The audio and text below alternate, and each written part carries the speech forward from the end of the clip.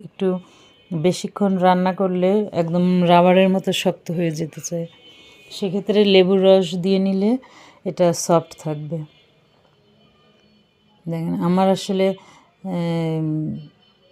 Cornflour প্রায় শেষ হয়ে গিয়েছে, আনতে হবে। তবে এই রান্নাটা সম্পূর্ণ হয়েছে, এটার জন্য সমস্যা হয়নি। আমি একদম মাথার উপরের মাথাটা একটু পরিষ্কার করে নিয়েছি, শক্ত আবরণটা ফেলে দিয়ে, আর মাঝখানে একটু চাকু দিয়ে কেটে নিয়েছি।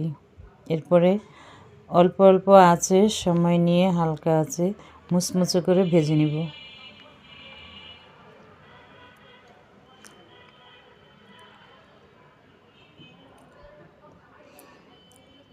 আমার ঈদ লাগার কারণ হচ্ছে আমার ছেলে বাসায় এসেছে ছুটিতে, সেটাই হচ্ছে আমার ঈদ।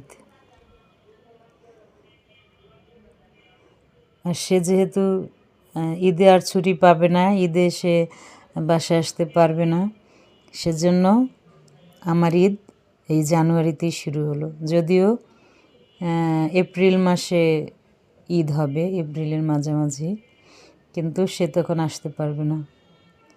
তো তাহলে সেজন্য আমার ঈদ এখনই, এই জানুয়ারিতেই।